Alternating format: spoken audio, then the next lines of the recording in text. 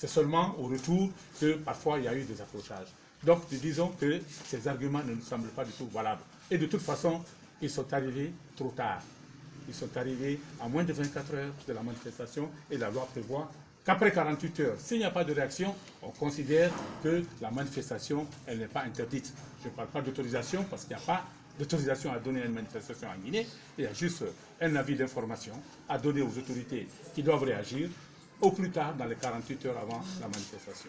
Donc au jour d'aujourd'hui, nous sommes dans une situation où nous avons décidé, en toute légalité, de maintenir la marche de demain sur l'itinéraire qui a été retenu, c'est-à-dire de la tannerie au stade de Bonfi.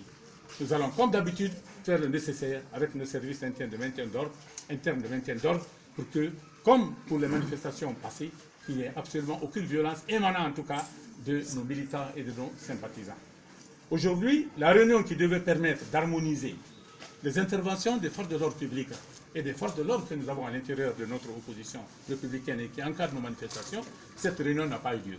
Parce que les autorités, c'est-à-dire le gouverneur de la ville et les forces de police et de gendarmerie, qui étaient conviés à cette réunion d'harmonisation, n'ont pas voulu tenir cette réunion, tout simplement parce que le gouverneur donc, a décidé que cette marche ne devait pas avoir lieu, en accord apparemment, ou en tout cas les instructions ont été répercutées au niveau des délégations spéciales de Matam et de Matoto.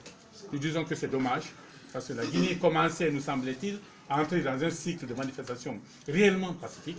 Nous avons tenu des manifestations qui n'ont pas donné lieu à des violences, et nous pensions que ce régime avait enfin compris qu'il fallait laisser s'exercer librement les droits garantis par notre Constitution. Et notamment les libertés individuelles et collectives devraient s'exercer normalement dans un pays qui se veut démocratique.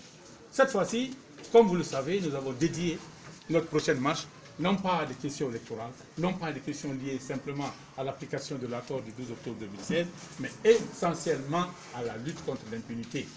On ne peut pas refuser à des citoyens guinéens de manifester parce qu'il y a certains Guinéens qui sont tués par d'autres sans que cela ne donne lieu à des procédures judiciaires pour identifier les coupables et les commanditaires et les sanctionner conformément aux dispositions légales en vigueur dans notre pays.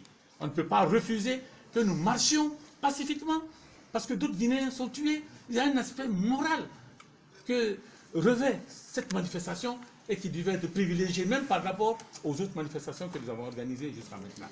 Donc nous n'acceptons pas, parce que c'est un déni de justice, qu'on nous interdise de jouir d'un droit constitutionnel, surtout que nous avons respecté la procédure administrative qui est requise en la matière.